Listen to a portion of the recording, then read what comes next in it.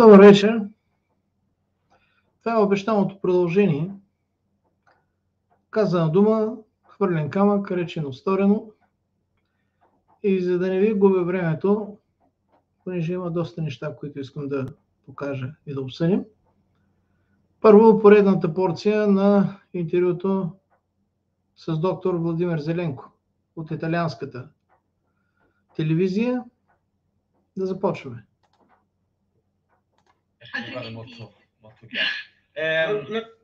Prego, prego. So, everything I'm going to say, I don't want the audience to believe. I want them to listen, maybe write it down, and then do their own research. Don't make the same mistake with me as you do with the government and believe things blindly.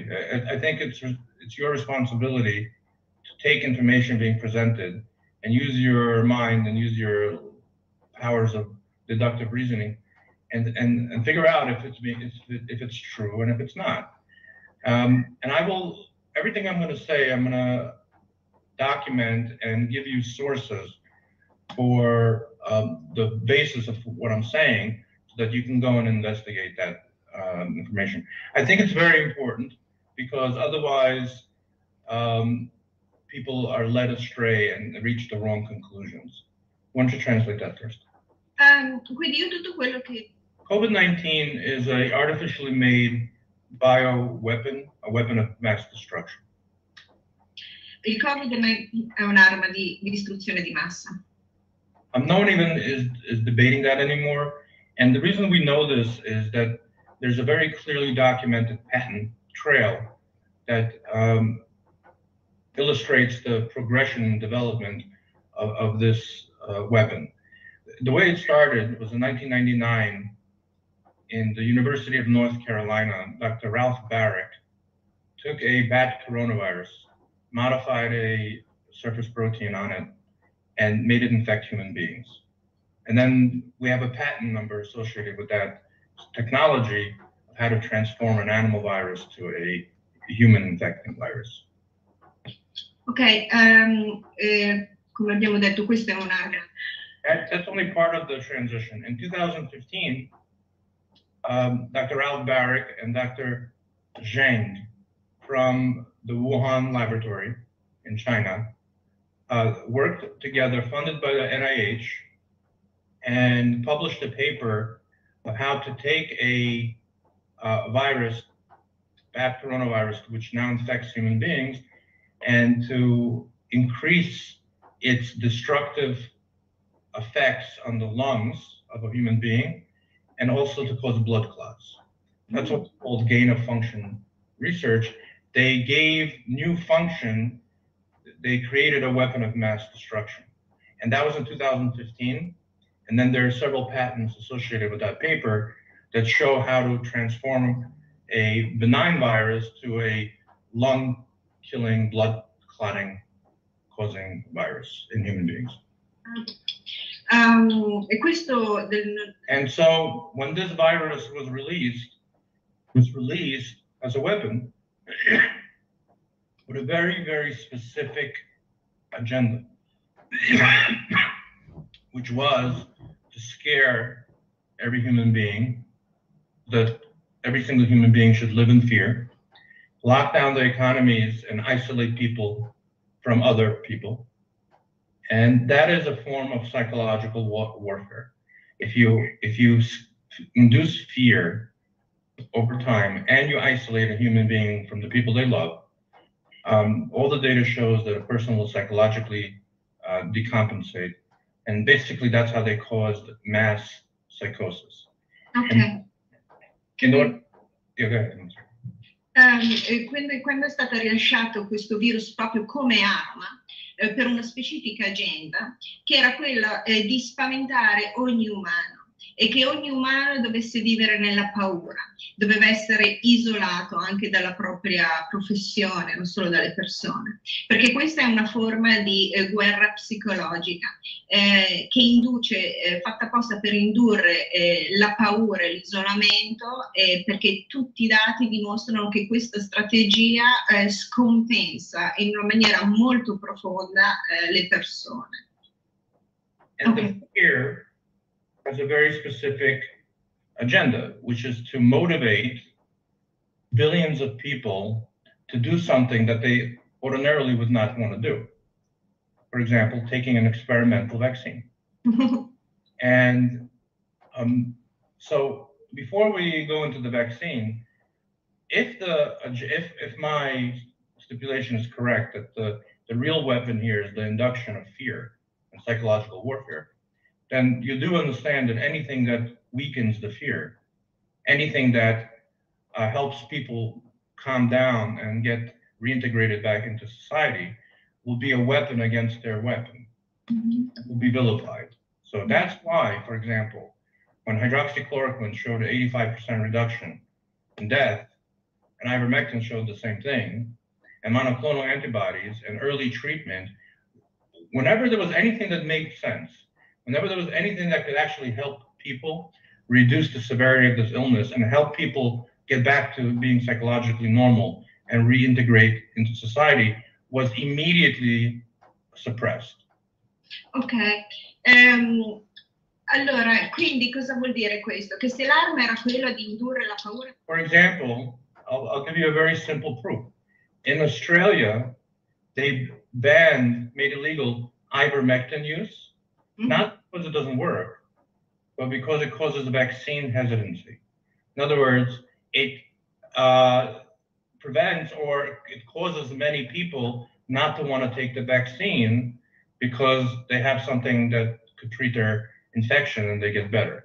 So the Australian government is telling you outright, you cannot use ivermectin because it prevents some people from going to take the vaccine. Per esempio, vi do una prova molto semplice che è successo in Australia. Avevano impedito la commercializzazione che trovo particolare. Мисля, че тази порция беше достатъчно, как да кажа, качествена, защото, както казах, ще се опитам да спазвам правилото въпрос-отговор. Понеже тия 37 минути и 59 секунди, което означава 38 минути, са наистина много концентрирани и е хубаво човек да го получава на малки дози, за да му остане задълго, да го разбере, да го осмисли. Сега, това заради което тази вечер искам да, как да кажа, да обърнем едно сериозно внимание на един документ, е следното. В момент да ги подготвя да са в малко по-крупен план, за да може да бъдат видени, разбрани по-добре. Това е една атака срещу доктор Мангаров. Една много кална атака, между другото, чисто доносническа история, която задължително трябва да бъде обсъдена, за да бъде разбрано какво правят тези, които нямат никакви аргументи по същество, но имат мръсна политическа поръчка да се справят с такива като доктор Мангаров. Добре, да отворим. Това е нещо, което доктор Мангаров днес сподели във Фейсбук. Той го нарече скромничко. Така, материал за размисъл с какво се занимава Българския лекарски съюз. Наистина да видим с какво се занимава. Ето го Българския лекарски съюз. До доцент доктор Атанас Мангаров, член на Столична лекарска колегия БЛС, относно писмено становище по сигнал, по донос. Уважаеми доцент Мангаров, по повод ваше интервю за Радио Фокус от 2 ноември 2021 година, приложено ви изпращане писмо от Петър Диянов Петров. В него господин Петров изнася подробни мотиви за нарушаване на член 3, член 13 и член 60 от Кодекса за професионална етика на лекарите. В България ще ги видите какви са, ще видите колко са, как да кажа, несъответстващи на нормативните актове и директива и регламент на Европейския парламент, и тях ще ви ги покажа, и на съвета, както и на административни актове, издадени от министра на здравеопазването. на основание член 15 и 16 от правилника за работа на Комисията по професионална етика, на Столична лекарска комисия по Столична лекарска колегия на Български лекарски съюз, може ли да представите писмено становище, той трябва да пише обяснение, в срок от 10 работни дни, това са 2 календарни седмици, от получаването на настоящото писмо. Вашата позиция по сигнала може да изложите и лично, като се явите, няма си друга работа, на редовно заседание на същата тази комисия, за което да ни уведомите в същия 10-дневен срок. Същата КП на Съюзна лекарска комисия, Български лекарски съюз, следи за спазване, това е комисия професионална етика, следи за спазване на професионално-медицинските, морално-етичните и деонтологични въпроси, свързани с упражняване на лекарската професия и разглежда жалби и сигнали по въпроси, поставени в тази връзка. Представянето на писменото становище и допълнителна информация по изпратения ви сигнал или явяването в заседание на Комисия професионална етика на Съюза на лекарска комисия е доброволен акт, но отказът от сътрудничество за изясняване на проблеми по сигнала се отчита като отклонение от професионалната етика. Нарушение по член 37 от Закона за съсловните организации на лекарите и лекарите по дентална медицина се установява с акт за констатирано административно нарушение. Глоба ще има за доктор Мангаров. Акт има право да съставя всеки член на Комисията по професионална етика към Столична лекарска колегия БЛС. Приложение сигнал от Петър Дианов Петров, входящ номер Тънтара от 3.11.21 година на Централна комисия по професионална етика на БЛС. Доцент доктор Йорданка Узунова, председател на Комисията по професионална етика, Столична лекарска колегия БЛС. И за какво става дума? Ами ето ви го сигнала, бе.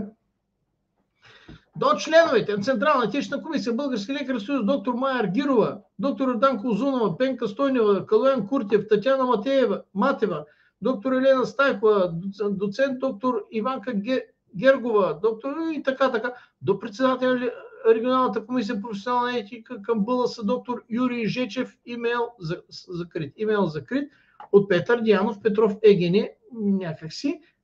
Къде бил то? Билбао, Испания, имейл, нещо такова няма. Относно публични изказвания на Атанас Христов Мангаров, началник на педиатрична клиника в СБАЛ, по инфекциозни и паразитни болести, професор Иван Киров, София, поставяща в заплаха общественото здраве в Република България. От Билбао, Испания, то Петър Дианов Петров се възбудил. Уважаеми членове, Централната етична комисия към Български лекарски съюз и регионалната комисия по професионална етика на БЛС, конкретен повод за този сигнал е радиоинтервю от Билбао не ги седи там, с доктор Мангаров от днес, 2 ноември 2021 година, дадено пред Радио Фокус, доносници мамка му. Транскрипцията на това интервю е публикувана на адрес. В това интервю доктор Мангаров за пореден път сподели в общественото пространство мнение и твърдение по отношение на актуалните противоепидемични мерки, въведени от Министерството на здравеопазване на Република България, целящи да ограничат разпространяването на епидемията от COVID-19. Повечето от изказванията от доктор Мангаров мнение са неверни от научна епидемиологична гледна точка, чакам да видя доказателствата и поради това считам, доказателства както виждате няма, че с действията си доктор Мангаров нарушава кодекс за професионал. Чакай бе, дали бяха неверни от научна и епидемиологична гледна точка? Какво общо има тия с кодекс за професионална етика?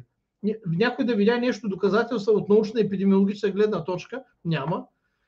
Така че е нарушавал кодекса за професионална етика на лекарите в България, и по-конкретно член 3. Лекари действа в интерес на живота, физическото и психическото здраве на пациента и съдейства за социалната му реадаптация. Според мен точно това прави доктор Мангаров. Член 13. Всеки лекар в ежедневната си дейност се стреми да утвърждава собствения си и на съсловието авторитет, което според мен доктор Мангаров също прави, като дори извън рамките на професионалната си дейност се въздържа от постъпки и действия, които биха уронили честта или достоинството на лекарската професия. То от Билбао, Петър Дианов Петров, защо го прави тогава, бе? Както и член 60. Лекарят е активен член на обществото, а не доносник като Петър Петров от Билбао. Съдейства за популяризирането на здравословен начин на живота и обществена хигиена, а не лъжец като Петър Петров от Билбао. Сега, за да унаклина твърдението си, т.е. доноса си, ще приложа 3 примера цитати от интервю, следвано от мои коментари. Я да го видим сега какво коментира. Пример 1. Водещ. Хората недоволстват, бизнеса също заради зелени сертификати. Какво е мнението ви за протестите в страната? В тази ситуация прави ли са хората протестират и това ще даде ли някакъв ефект на заразените, тъй като много хора се събират на едно място. Атанас Мангаров, хората са напълно прави да протестират, защото тези зелени сертификати от епидемиологична гледна точка са напълно безсмислени. 100% е прав. Те бяха замислени по времето, когато се считаше, че тези ваксини ще успеят да създадат групов имунитет, нещо, което не направиха и не бяха ваксини, естествено, но в последствие се оказа, че това не става, а всъщност в момента се вижда, че т.е. изброя първо и две, хората, които са вакцинирани, са способни да се заразяват и съответно да заразяват други хора, което е напълно вярно, между другото. Израел го казва и много други страни. Тоест от тази гледна точка да се дават възможност на хората, които са вакцинирани и се движат свободно, да посещават заведение, е напълно безсмислено. Доктор Мангаров е напълно прав. Я да видим коментара на това, дето е там по етиката. Коментар по отношение на едно. Ето го едно. Цифровите COVID сертификати бяха въведени в Европейския случай с регламент 21953, мисля, че беше ето този. Ето го 953, прилагат се от 1 юли до 21 така. Не, това ли беше така? На съвета от 14 юни 2021 година относно рамка за издаването, проверката и приемането на оперативни съвместими сертификати за вакцинация срещу лакардия страшна, направено изследване за и пробледуване на COVID-19. Цифров COVID сертификат не е. Това е буквално цитат. Това не е никакво научно, как да кажа, контраргумент. С цел улесняване на свободното движение. Какво има да го улеснявате, като си беше свободно преди да го ограничите, бе? По време на пандемията от COVID-19. Какво улеснявате? Едните ги затваряте, другите ги пускате и тия ги пускате са надупчени, съответно те са заразоносители и заразоизлъчители и даже се разболяват и умират, даже повече от другите. Сертифицирайки, че приносителят му е или вакциниран срещу COVID-19, не са вакцинирани участници в научно изследване, в клиничен опит, в експеримент са, или проболедувал, или няма как да го сертифицира, че е проболедувал, защото вирусът не е изолиран, не е пречистен, съответно няма диагностична методика, която да е достоверна, или има скорошно направен негативен COVID-10, вече стана COVID-10, беше 19, тест. Ами, какво значи негативен? Бе? Тия тестове и те са пълна пунтамара. Целта на този документ е да минимизира икономическите вреди от пълен локдаун. Това е чиста пропаганда и демагогия. Позволявайки на приносителите сертификата да се движат свободно. Да, ама там пък беше казано в европейските директиви, че не следва да има привилегии и ограничения в зависимост от наличието или отсъствието от този сертификат. До тук няма нищо научно, до тук има чиста пропаганда. А от друга страна да ограничи достъпа за потенциално позитивни. Какво значи потенциално позитивни, бе? Шамшал. До обществени събития, където те биха могли да заразят голям брой хора. Откъде разбрах, че са потенциално позитивни? От епидемиологична гледна точка, ползите на този сертификат са вече многократно доказани в държавите. Нищо подобно, горски, които са го въвели.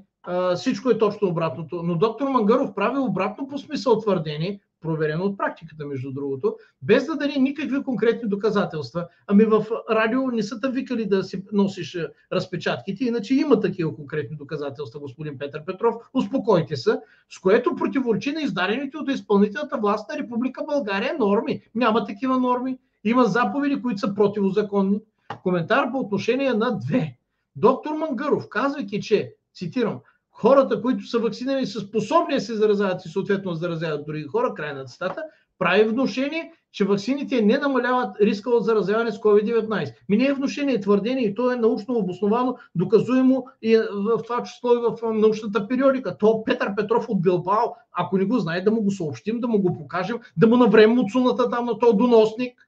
Това внушение се прави чрез пропускане от страна на доктор Мангаров на важни епидемиологични данни. Я да ги видим къде са. Че вакцинацията, с която е от одобрените от тези вакцини, няма такива вакцини. Това са експериментални баркочи, които се прилагат в рамките на клинично изпитание, за да видим дали някога някои от тях може и да станат вакцини срещу COVID-19, намалява вероятността от заразяване. Напротив, с вируса поне с 80%. Нищо подобно. В първите 6 месеца след вакцинирането също чиста лъжа. Изхождайки от тези данни, е лесно да се разбере, няма данни, има лъжа. Така че, изхождайки от лъжа, е лесно да се разбере, че оценката на доктор Мангаров да се дава възможност на хората, които са вакцинирани, се движат свободно, посещават заведения, напълно безсмислено. Доктор Мангаров е много прав, а Петър Петров от Билбао да си гледа работата или да се научи кондиките, да се научи медицината в края на крещата. Не е научна. По коя наука, бе? По коя наука, бе, господин Петър Петров от Билбао? Защото научните данни показват, да ги видим къде са, че вакцинираните хора, с какво вакцинирани? С вакцини? С вакцините, да.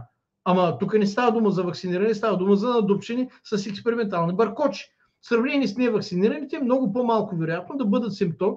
Чакай, бе, данните не могат да говорят за вероятности, данните говорят за конкретности. Значи, щом пишеш за научни данни, ги показваш и няма после да пишеш много по-малко вероятно. Значи, когато имаш данни, нямаш вероятности. Да бъдат симптомни или безсимптомни носители, т.е. здрави на вирус.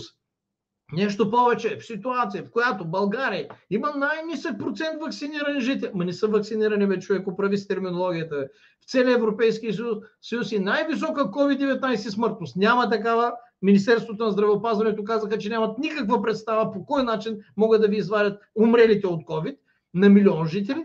Това говорене на доктор Мангаров е опасно и пряко вреди на общественото здраве, защото какво правило? Не артикулира, не говори, не казва. Какво значи артикулира, бе? Шамшал. От серогател и майцепродавец от Билбао, Петър Петров. Ясните и медицински доказани пол няма такива. От вакцинира няма такова. Срещу COVID-19 няма диагностика. Пример 2. То Шамшал, нека и да се обади към ветеринарните колеги, да се опита нещо да съобщи. Много искам да го чуя и да го видя. Такъв сигнал да разпространи и да го викнем в съдебна зала, да го чуем и там какво ще каже. Пример 2. Атанас Мангаров. Абсолютно. Хората, които са застрашени, трябва да се стоят вкъщи. Тези, които са възрастни, които са болни, но абсолютно безсмислено е всички останали да се държат затворени, да се ограничават. Също така децата трябва да тръгнат на училище, защото те са тази част от населението, през които тази инфекция трябва да премине водещ. А вие одобрявате тези въпросни тестове, които ще бъдат тип близалка за децата. Атанас Мангаров 3. Не, те са напълно безсмислени и ненужни. Коментар по отношение на 3. На това. С това си изказване доктор Мангаров прави опасното внушение, че децата, ходещи на училище, трябва да се заразят с COVID-19. Все едно това е нещо неоспоримо, необходимо от медицинска гледна точка. Абе, Петър Петров от Билбао, провери ги тези неща преди да пишеш глупости, бе, човек. Научните данни, къде са, бе? Няма такива. Показва, че при децата, инфектирани с вирус SARS-CoV-2, инфекцията често е безсимптомна, т.е. те са здрави, или с лека симптоматика, т.е. карат го много леко, ако изобщо това е вярно. От друга страна обаче, нови научни данни, къде са, бе, Шамшал Петър Петров, доносник Петър Петров, показват за наличието на пост-ковид синдром, моля за описанието, който има голям набор от симптоми, които намалят качеството на живот на пациентите, проболедували инфекция с SARS-CoV-2. Каква е връзката между децата, качеството на живот, с какво го измери? С шублер, метри, секунди, милилитри, с какво го измери, бе? Безотговорно е лекар да апелира към масово заразяване на децата с SARS-CoV-2. Къде е апелирал, бе? Той казва, че децата пред тази инфекция трябва да премине. Значи, това е нещо, което и гриповите и всичко останало си минава през децата всяка година, 2 пъти годишно. А тук той апелирал. Абе, Шамшал, доносник Петър Петров. Къде има апел? Апел значи призив. Никъде доктор Мангаров не е отправил призив. Дай да заразим сега децата тук с SARS-CoV-2, бе. Значи Петър Петров, освен доносник, си е лъжец, той е клеветник. По отношение на тестовете тип близалка, които всъщност са бързи антигенни тестове, гледай ти да видиш, доктор Мангаров казва, че са напълно безсмислени и ненужни, без да се аргументира. Според мен се е аргументирал, може да не е точно тук, но го е правил. Много интересно ми е как се аргументира доносника Петър Петров от Билбао, защото какво пише производителя за произведението си е въпрос на търговски трикове. Обаче самите научни, а не платени научни изследвания казват друго. Техническата спецификация на всички одобрени в ЕС бързи антигенни тестове показва специфичност от над 98%, много ти здраве, нищо подобно, което показва, че вероятността, пак вероятност. Значи имаш техническа спецификация, а тук говориш за вероятности. Това лирика ли е? Тук има, тук нема ли е? Циганче на гарата ли си? Какъв си, бе, доносник Петър Петров от Билбао? Вероятността положителен резултат да е фалшиво положителен е минимал. Верно? Никак не е минимално, десетки проценти не е изобщо минимално. От тази гледна точка, макар и бързите антигенни тестове да нямат високата чувствителност на qPCR, т.е. на високата им специфичност ги прави бърз и ефтин начин за тестване на големи групи хора, в случай деца.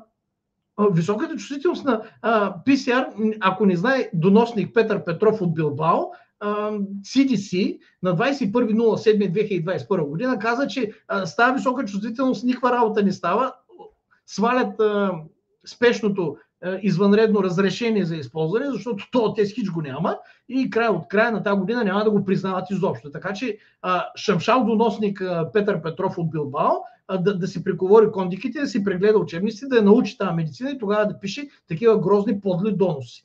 Изказаното становище, че тези тестове са безсмислени. Може да накара много родители да откажат децата си да бъдат тествани. Аз съм един от тях.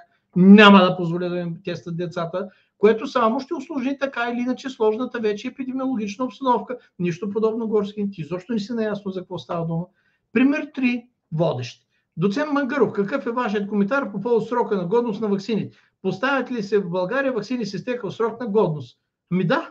Атанас Мангаров. Не знам какви ваксини се поставят, но при положение, че фирмата производител е освободена от отговорност, 4, тя може да удължава сроковете на годност на своите ваксини както си иска. Коментар по отношение на 4.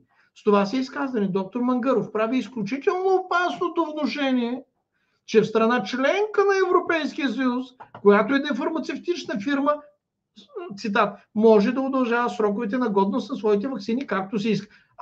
Шамшал доносник Петър Петров от Билбао точно това направи Pfizer, бе.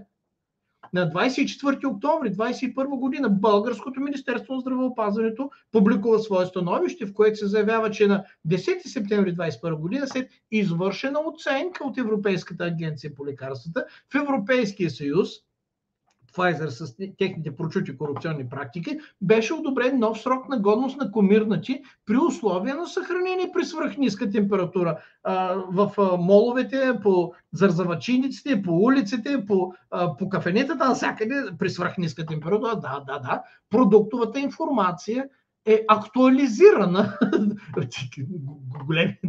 с нови срок на годност за замразен флакон, като той е удължен от 6 месеца на 9 месеца. Една бременност време да го разцелува човек.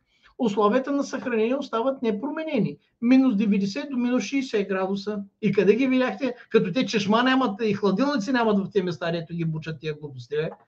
Шамшал доносник Петър Петров. Опаковките с отпечатан срок на годност върху етикета от юни 21 до март 22 могат да продължават да се използват до 3 месеца след отпечатания срок на годност. Ти откъде знаеш, бе, Петър Петров от Билбао за тия неща, бе? Ти в България ли работиш, за Pfizer ли работиш, в институт, в лаборатория в България ли работиш, бе, доносник Петър Петров от Билбао? Ако са били спазени одобрените условия на съхранение при минус 90 до минус 60 градуса.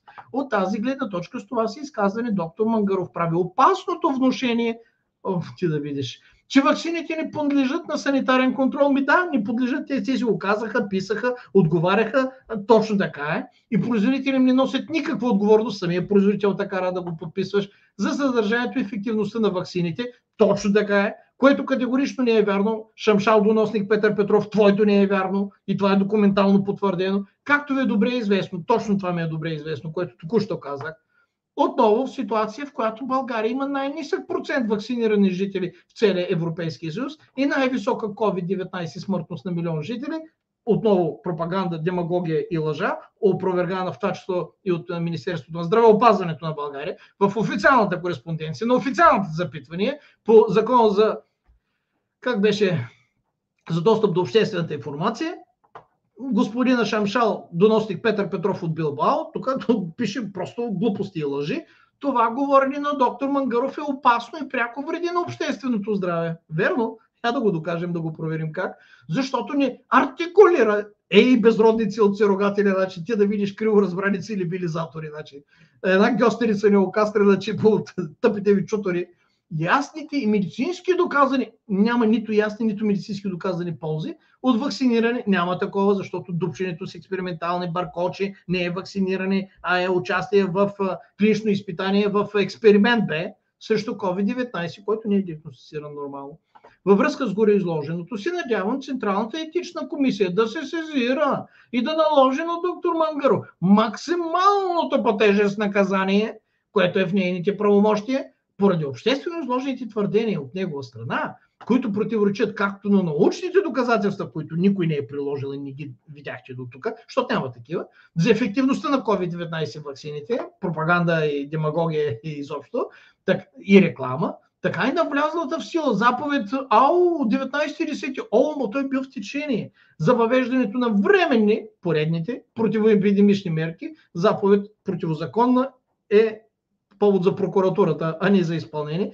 Изменена с заповед така от 21.10, значи от 19.10 от 21.10, 2 дена по-късно, на министра здравеопазването на Република България. С уважение, Петър Дианов Петров, някакъв дигитален бакалавър по биотехнологии, магистър по хранителна химия, магистър по нутригеномика, магистър по токсикология, доктор по биохимия. Ето шамшал, доносник Петър Дианов Петров, и той тук вече сега Доно се пише шамшала и ще плаше доцент Мангаров, като това, за което говори, е регламента на Европейския парламент на съвета от 14 юни 2021 година, влизане в сила, прилага се от 1 юли 2021 до 30 юни 2022, само че Конституция на Република България е в сила от 13.7.1991 година. Това е друг въпрос. Никой не може да бъде подлаган на медицински, научни или други опити без неговото доброволно, че и писмено съгласие. Как ще продаваш нещо без да имаш доброволно и писмено съгласие, бе? Шамшал доносник Петър Петров от Билбао, който беше, какъв беше там? Бакалавър по биотехнологии, магистър по хранителна химия, магистър по нутригеномика, магистър по токсикология, доктор по биохимия, което превеждаме на обикновен човешки език, какво означава? То шамшал никога през живота си не е лекувал като лекар, не е практикуващ лекар. Той е лабораторен плъх. Той лабораторен плъх може и да вдява нещо от изброените тук неща. Не знам, силно се съмнявам, но да речем, че да. Докато доктор Мангаров е лекувал и излекувал хиляди деца. Толкова деца, колкото аз този шамшал не го знам изобщо доносник, шамшал доносник, не знам дали е виждал през живота си, изобщо и в детската градина.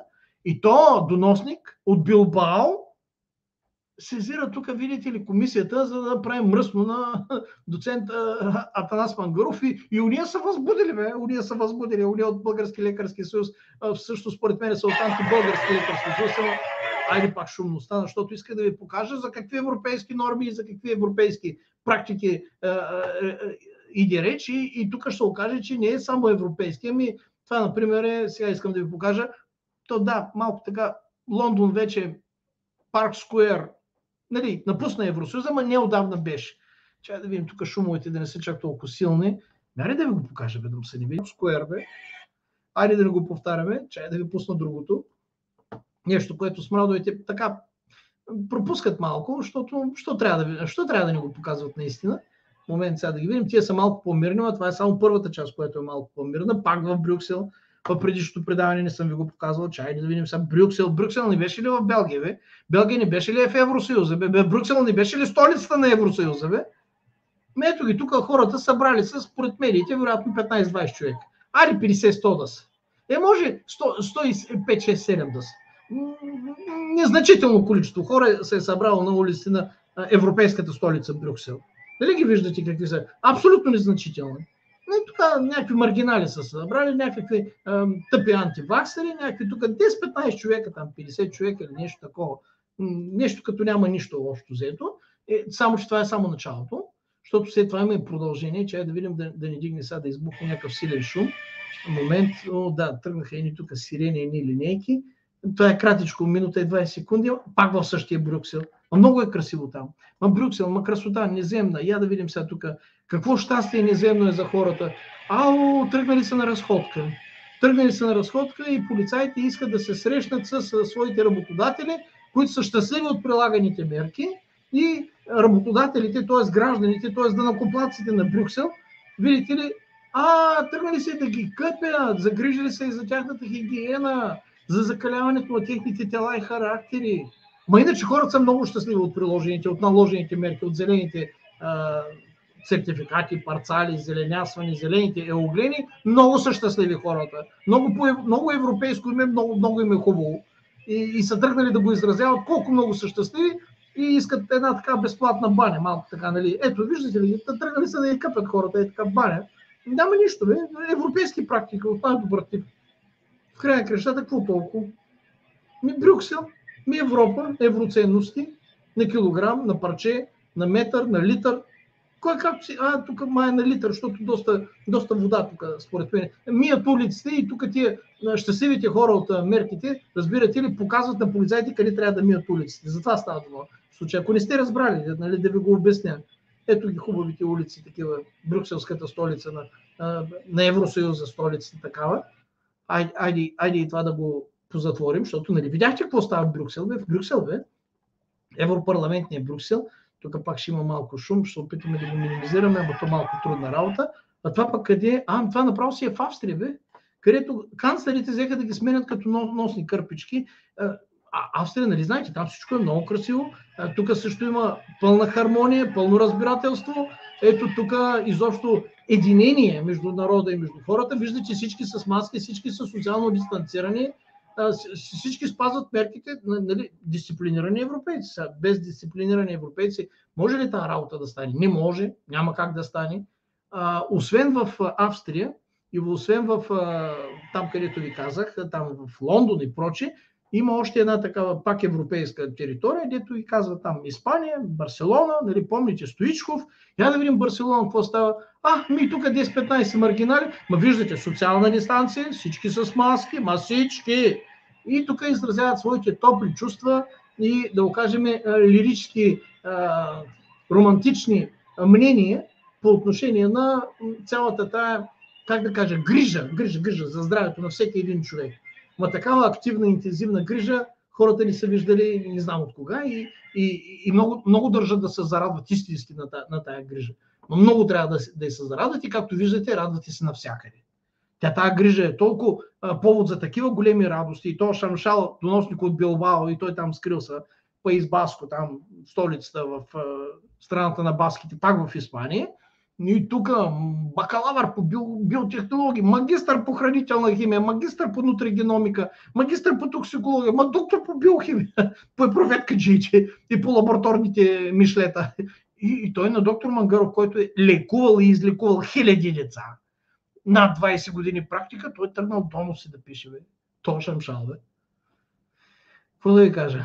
Живеем във времена, където някой трябва да постави знак за равенство и да възстанови връзката между престъпление и наказание. Задължително. Без тази работа няма да минем, защото в противен случай виждате какви бурни радости в най-добрите европейски традиции текат в най-добрите европейски места, в най-добрите европейски столици, в най-красивите европейски центрове, където, нали, Лондон, Холандия, Франция, Австрия, Испания, Италия, нали, има, не е като да няма. Даже BTV днес каза, че имало някакви недоволни и някакви протести. Има 30-40 секундно клипче. Даже по BTV, представяте ли си, имаше така изцърцори им като първа кръки, им се отпусна от ръцете. Така. Пуснаха малко така информация, да покажат, че имало някакви лоши хора, които ги правят тези протести.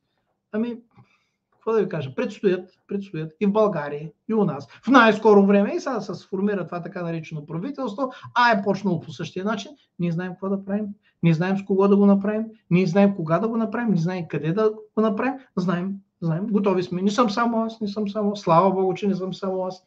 И тук гледам, че много от тия, дето сте тук, и вие знаете, че знаем какво трябва да направим. Изключете си телевизорите, включете си здравия разум, носете си личната отговорност, спазвайте правилото на редактора, въоръжавайте се, но не само с овче търпение, защото нали виждате, овчето търпение не е много така полезно, когато стават такива срещи с полицаите, които са щастливи да се видят със своите работодатели. Много са щастливи и водичката си носят. И не само водичката ми, и там шлемове, палки и други неща си носят. Да въоръжавайте се, но не само с овче търпение и не само с овче кожи, защото сега овчите кожи е минал век, сега да се разберем, пък и овце май не останаха за овче кожи.